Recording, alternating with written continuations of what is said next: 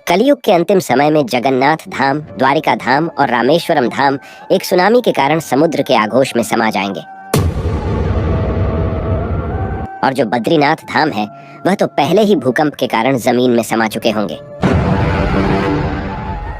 कलयुग के अंतिम समय में न केवल चारों धाम बल्कि और भी बहुत सारे देव धाम प्राकृतिक आपदाओं के कारण पूरी तरह से विलुप्त हो जाएंगे।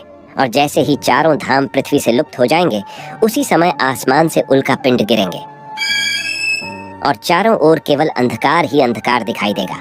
इसी के साथ में भगवान कल की दुनिया से पाप, अधर्म, अन्याय, अत्याचार आदि का अंत करके सतयुग की स्थापना करेंगे। और हैरानी वाली बात तो यह है कि चारों धामों के अंत के संकेत भी हमें मिलना प्रारंभ हो चुके हैं। इससे पता चलता है कि कलयुग का अंत बहुत जल्दी होने वाला है। कौन कौन से धाम से कलयुग के अंत के क्या क्या संकेत मिल रहे हैं, कैसे और कब चारों धाम विलुप्त हो जाएंगे, कैसे होगी इस दुनिया में महाप्रलय, जानेंगे सब कुछ पूरे विस्तार के साथ में। दोस्तों, वीडियो शुरू करने से पहले एक छोटा सा निवेदन है कि नीचे कमेंट में जय जगन्नाथ जरूर लिखें। तो चलिए दोस्तों, बिना समय व्यर्थ करे वीडियो को शुरू करते हैं।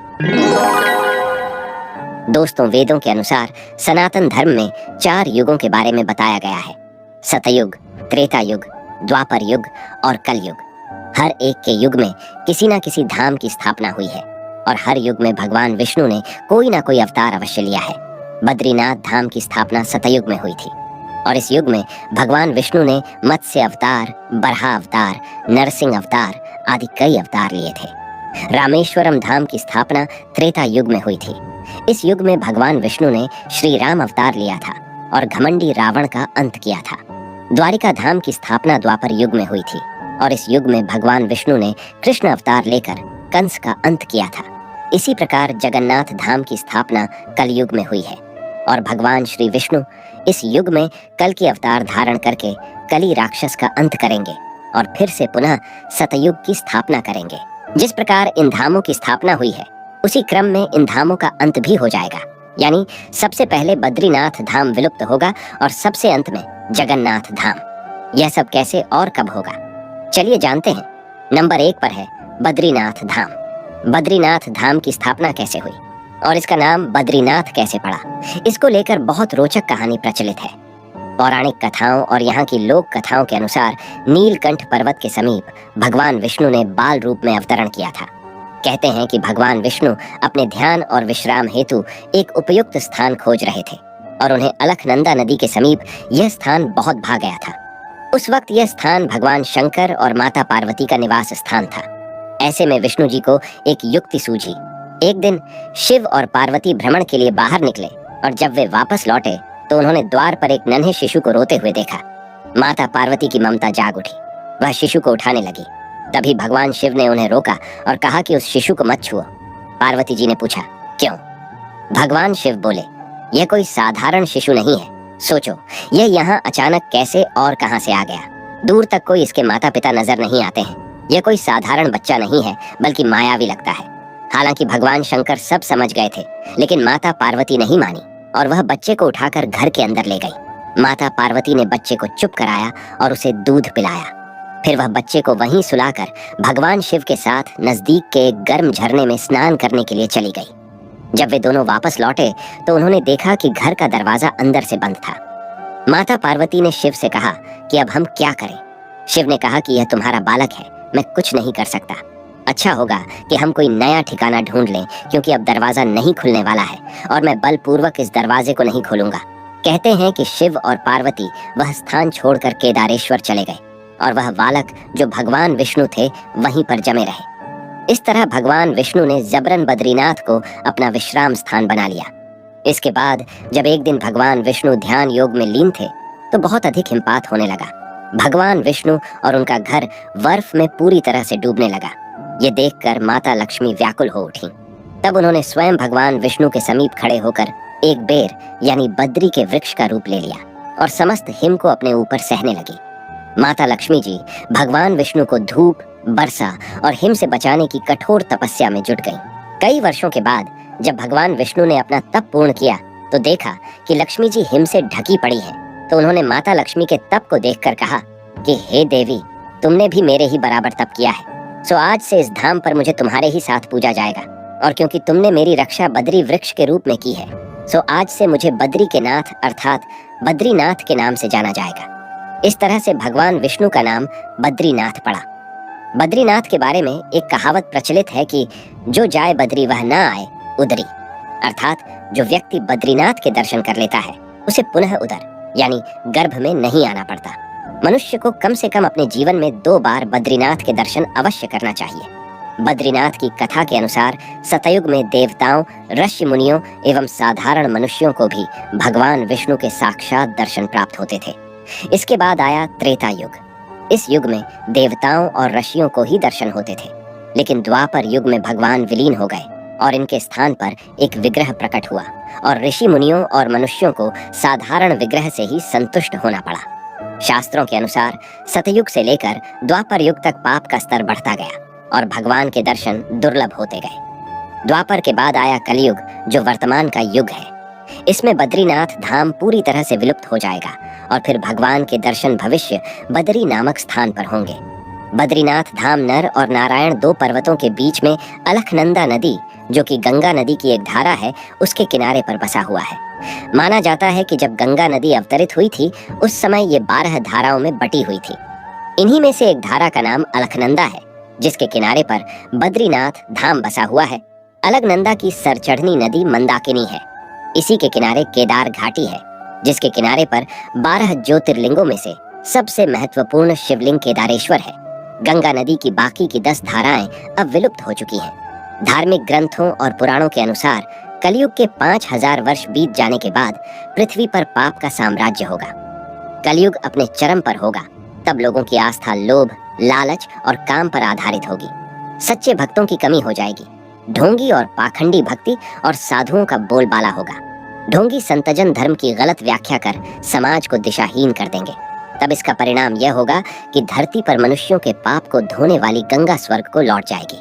इसी समय जोशी मठ में नृसिंह भगवान के हजारों साल पुराने मंदिर में स्थित नृसिंह भगवान की मूर्ति की दाहिने हाथ की भुजा टूटकर गिर जाएगी, क्योंकि यह भुजा दिन ब दिन पतली होती जा रही है। और अब यह है, भुजा बहुत पतली हो गई है। जिस दिन यह टूटेगी उसी दिन उस क्षेत्र में एक भयंकर भूकंप आएगा और वहां पर स्थित नर और नारायण पर्वत आपस में मिल जाएंगे।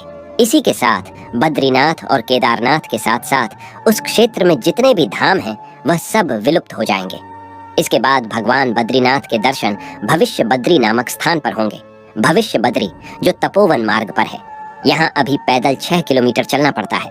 बताया जाता है कि जंगल के बीच एक पत्थर पर धीरे धीरे भगवान के स्वरूप की आकृति उभर रही है। बाद में भक्त लोग भगवान के दर्शन के लिए यही एकत्रित होंगे। वैज्ञानिक भी इस बात को मानते हैं कि बद्रीनाथ क्षेत्र की जमीन के अंदर टेक्टोनिक प्लेटों में हलचल होती रहती है और वहां पर कभी भी भूकंप आ सकता है। अभी कुछ समय पहले जोशी मठ में मकानों में दरारें आ गई थी। कई जगह की जमीन धंस गई थी। इससे स्पष्ट होता है कि वहां पर कभी भी भूकंप आ सकता है। नंबर 2 पर है रामेश्वरम धाम। लंका पर विजय प्राप्त करने के लिए भगवान राम ने समुद्र किनारे शिवलिंग बनाकर शिव जी की पूजा की थी। इससे प्रसन्न होकर भगवान शिव ने उन्हें विजय श्री का आशीर्वाद दिया था। आशीर्वाद के साथ श्री राम ने शिव जी से अनुरोध किया था कि जन कल्याण के लिए वे सदैव ज्योतिर्लिंग के रूप में यहाँ निवास करें। उनकी इस प्रार्थना को भगवान शिव ने स्वीकार कर लिया और तब से रामेश्वरम में इस शिवलिंग की पूजा हो रही है। यानी यह शिवलिंग त्रेता युग में स्थापित किया गया था। इस ज्योतिर्लिंग की स्थापना के पीछे एक और कहानी प्रचलित है। कहा जाता है कि भगवान राम जब लंका पर विजय प्राप्त करके लौट रहे थे तो उन्होंने गंधमादन पर्वत पर विश्राम किया था और वहां पर ऋषि मुनियों ने श्री राम को बताया कि रावण एक ब्राह्मण था। उसका वध करने से उन पर भ्रम हत्या का दोष लगा है, जो कि शिवलिंग की स्थापना करके ही दूर हो सकता है। शिवलिंग की स्थापना के लिए भगवान राम ने हनुमान जी से शिवलिंग लाने को कहा, मगर कैलाश पर्वत पर पहुंचकर हनुमान जी को भगवान शिव नजर नहीं आए तो वह वहीं भगवान शिव के प्रकट होने के लिए तपस्या करने लगे। इधर रामेश्वरम में शिवलिंग की स्थापना का मुहूर्त निकला जा रहा था। भगवान शिव ने प्रकट होकर हनुमान जी को शिवलिंग प्रदान किया, लेकिन तब तक माता सीता मुहूर्त निकल जाने के भय से बालू का शिवलिंग स्थापित कर चुकी थी।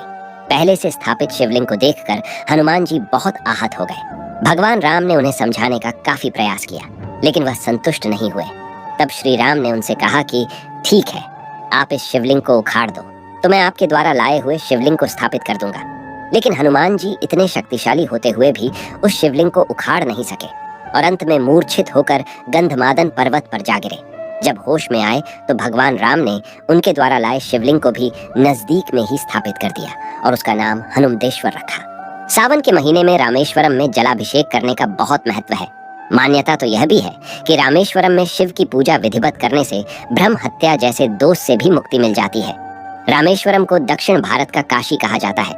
यहाँ की धरती को भी भोले बाबा और मर्यादा पुरुषोत्तम श्री राम की कृपा से मोक्ष देने का आशीर्वाद प्राप्त है।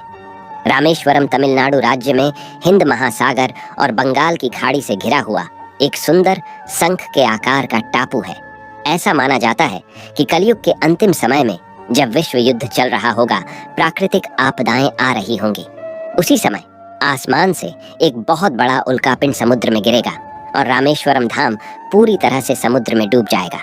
बहुत पहले यह द्वीप भारत की मुख्य भूमि के साथ जुड़ा हुआ था, परंतु बाद में सागर की लहरों ने मिलाने वाली कड़ी को काट डाला, जिससे वह चारों ओर से पानी से गिरकर टापू बन गया। नंबर 3 पर है द्वारिका धाम। चारों धामों में से एक द्वारिका धाम का मंदिर लगभग 2000 से अधिक वर्ष पुराना है। इससे पहले भगवान श्री कृष्ण ने जो द्वारका नगर बसाया था, वह किसी कारण बस समुद्र में समा गया था। गुजरात राज्य के पश्चिमी सिरे पर समुद्र के किनारे स्थित 4 धामों में से एक धाम और 7 पवित्र पुरियों में से एक पुरी द्वारिका है। द्वारिका 2 हैं, गोमती द्वारिका और बेट द्वारिका। गोमती द्वारिका धाम है और बेट द्वारिका पुरी है। द्वारिका का प्राचीन नाम कुशस्थली है। पौराणिक कथाओं के अनुसार महाराजा रैवतक के समुद्र में कुश बिछाकर यज्ञ करने के कारण ही इस नगरी का नाम कुशस्थली हुआ था। यह द्वारिकाधीश का प्रसिद्ध मंदिर होने के साथ ही सुंदर, मनोरम और अमनीय स्थान है। मुस्लिम आक्रमणकारियों ने यहाँ के बहुत से प्राचीन मंदिर तोड़ दिए। यहाँ से समुद्र को निहारना अति सुखद है। कई द्वारों का होने के कारण इसका नाम द्वारिका पड़ा। इस शहर के चारों ओर बहुत लंबी दीवार थी, जिसमें कई द्वार थे। वह दीवार आज भी समुद्र के तल में स्थित है। भारत के सबसे प्राचीन नगरों में से एक है द्वारिका। कुछ नगर बहुत प्राचीन हैं, जैसे द्वारिका, मथुरा, काशी, हरिद्वार, अवंतिका और अयोध्या। द्वारिका को द्वारावती, कुशस्थली, अनारतक, उखामंडल, गोमती द्वारिका, चक्रतीर्थ, अंतर्गीव, बाहरी दुर्ग भी कहा जाता है। कहते हैं कि प्रभु श्री कृष्ण प्रतिदिन उत्तराखंड में चमोली में स्थित बद्रीनाथ धाम के सरोवर में स्नान करते हैं। स्नान करने के बाद श्री कृष्ण गुजरात के समुद्र तट पर स्थित द्वारिका धाम में अपने वस्त्र बदलते हैं। द्वारिका धाम में वस्त्र बदलने के बाद प्रभु श्री कृष्ण उड़ीसा के पुरी में स्थित जगन्नाथ धाम में भोजन करते हैं। जगन्नाथ धाम में भोजन करने के बाद प्रभु श्री कृष्ण तमिलनाडु के रामेश्वरम धाम में विश्राम करते हैं। विश्राम करने के बाद भगवान पुरी में निवास करते हैं। इस दौरान प्रभु श्री कृष्ण अपने भक्तों की सेवा भी करते हैं। जो भी भक्त सच्चे मन से उन्हें पुकारता है, वे वहां तुरंत उपस्थित हो जाते हैं। प्रभु अपने सभी प्रमुख धाम की आरती भी ग्रहण करते हैं। समय समय पर प्रभु वृंदावन के निधिवन और मधुबन में भी रास करते हैं और वहां के मंदिरों में भ्रमण भी करते हैं। कृष्ण ने राजा कंस का वध कर दिया था, तो कंस के असुर मगध पति जरासंध ने कृष्ण और यदुओं का नामो निशान मिटा देने की ठान रखी थी। वह मथुरा और यादवों पर बारंबार आक्रमण करता था। उसके कई यवनी मित्र राजा थे। अंततः यादवों की सुरक्षा को ध्यान में रखते हुए कृष्ण ने मथुरा को छोड़ने का निर्णय लिया। वर्तमान द्वारिका नगर कुशस्थली के रूप में पहले से ही विद्यमान थी। कृष्ण ने इसी उजाड़ हो चुकी नगरी को पुनः बसाया था। कृष्ण अपने 18 नए कुल बंधुओं के साथ द्वारिका आ गए। यही 36 वर्ष राज्य करने के बाद उनका देहावसान हुआ। द्वारिका के समुद्र में डूब जाने और यादव कुलों के नष्ट हो जाने के बाद कृष्ण के प्रपुत्र वज्रनाव द्वारिका के यदुवंश के अंतिम शासक थे, जो यदुओं की आपसी लड़ाई में जीवित बच गए थे। द्वारिका के समुद्र में डूबने पर अर्जुन द्वारिका गए और वज्र तथा शेष बची यादव महिलाओं को हस्तिनापुर ले गए। कृष्ण के प्रपुत्र वज्र को हस्तिनापुर में मथुरा का राजा घोषित किया गया। वज्रनाभ के नाम से ही मथुरा क्षेत्र को वज्रमंडल कहा जाता है। वैज्ञानिकों के अनुसार जब हिमयुग समाप्त हुआ तो समुद्र का जल स्तर बढ़ा और उसमें देश दुनिया के कई तटवर्ती शहर डूब गए। द्वारिका भी उन शहरों में से एक थी, लेकिन सवाल यह उठता है कि हिमयुग तो आज से 10,000 वर्ष पूर्व समाप्त हुआ था। भगवान कृष्ण ने तो नई द्वारिका का निर्माण आज से लगभग 5,300 वर्ष पूर्व किया था। तब ऐसे में इसके हिमयुग के दौरान समुद्र में डूब जाने की थ्योरी आधी ही सच लगती है। लेकिन बहुत से पुराणकारी और इतिहासकार मानते हैं कि द्वारिका को कृष्ण के देहांत के बाद जानबूझकर नष्ट किया गया था। यह वह दौर था जब यादव लोग आपस में भयंकर तरीके से लड़ रहे थे। इसके अलावा जरासंध और यवन लोग भी उनके घोर दुश्मन थे। ऐसे में द्वारिका पर समुद्र के मार्ग से भी आक्रमण हुआ और आसमानी मार्ग से भी आक्रमण किया गया। अंततः यादवों को उनके क्षेत्र को छोड़कर फिर से मथुरा और उसके आसपास शरण लेना पड़ी। हाल ही की खोज से यह सिद्ध करने का प्रयास किया गया है कि यह वह दौर था जब धरती पर रहने वाले एलियंस का आसमानी एलियंस के साथ भयंकर युद्ध हुआ था, जिसके चलते एलियंस ने उन सभी शहरों को निशाना बनाया जहां पर देवता लोग रहते थे या जहां पर देवताओं के वंशज रहते थे। और अब ऐसा माना जाता है कि कलयुग के अंतिम समय में भी जो वर्तमान में द्वारिका धाम है वह समुद्र में समा जाएगा और इसी के साथ में कलयुग का अंत हो जाएगा। नंबर 4 पर है जगन्नाथ धाम। इस मंदिर का सबसे पहला प्रमाण महाभारत के वन पर्व में मिलता है। कहा जाता है कि जब भगवान विष्णु धरती पर अवतरित हुए तो सबसे पहले सब्र आदिवासी विश्ववसूल ने नील मध्यम के रूप में भगवान जगन्नाथ की पूजा की थी। आज भी यहाँ ब्राह्मण पुजारियों के अलावा सब्र जनजाति के भी पुजारी हैं, जिन्हें देतापति के नाम से जाना जाता है। सब्र जनजाति के देवता होने के कारण यहाँ भगवान जगन्नाथ का रूप कबीलाई देवताओं की तरह है। पहले कबीले के लोग अपने देवताओं की मूर्तियों को लकड़ी से बनाते थे। जेठ पूर्णिमा से आषाढ़ पूर्णिमा तक सब्र जाति के देतापति जगन्नाथ जी की सारी रीतियां करते हैं। राजा इंद्रबिंदु मालवा का राजा था, जिसके पिता का नाम भारत और माता का नाम सुनती था। एक रात भगवान विष्णु ने राजा इंद्रबिंदु को सपने में दर्शन दिए और कहा कि नीलांचल पर्वत की एक गुफा में मेरी एक मूर्ति है, उसे नील माधव कहते हैं। तुम एक मंदिर बनवाकर उसमें मेरी यह मूर्ति स्थापित कर दो। राजा ने अपने सेवकों को नीलांचल पर्वत की खोज में भेजा। उसमें से एक था ब्राह्मण विद्यापति। विद्यापति ने सुन रखा था कि सब्र कबीले के लोग नील माधव की पूजा करते हैं और उन्होंने अपने देवता की इस मूर्ति को नीलांचल पर्वत की गुफा में छुपा कर रखा है।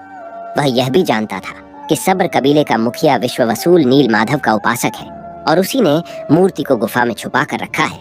लेकिन कहाँ पर छुपा कर रखा है और किस रास्ते से वहां पर जाते हैं यह उसे पता नहीं था। इस जानकारी के लिए विद्यापति वहां कबीले में जाकर कई दिन रुका और चतुर विद्यापति ने मुखिया की बेटी से प्रेम विवाह कर लिया। आखिर में वह अपनी पत्नी के जरिए नील माधव की गुफा तक पहुंचने में सफल हो गया। उसने मूर्ति चुरा ली और राजा को लाकर दे दी। विश्ववसूल अपने आराध्य देव की मूर्ति चोरी होने से बहुत दुखी हुआ। अपने भक्त के दुख से भगवान भी दुखी हो गए। भगवान गुफा में लौट गए, लेकिन साथ ही राजा इंद्रबिंदु से वादा किया कि वो एक दिन उनके पास जरूर लौटेंगे, बशर्ते कि वो एक दिन उनके लिए विशाल मंदिर बनवा दे। राजा ने मंदिर बनवा दिया और भगवान विष्णु से मंदिर में विराजमान होने के लिए कहा। भगवान ने कहा कि तुम मेरी मूर्ति बनाने के लिए समुद्र में तैर रहा पेड़ का वह बड़ा टुकड़ा उठाकर लाओ जो द्वारिका से समुद्र में तैर कर पुरी आ रहा है। राजा के सेवकों ने उस पेड़ के टुकड़े को तो ढूंढ लिया, लेकिन सब लोग मिलकर भी उस पेड़ को उठा नहीं पाए।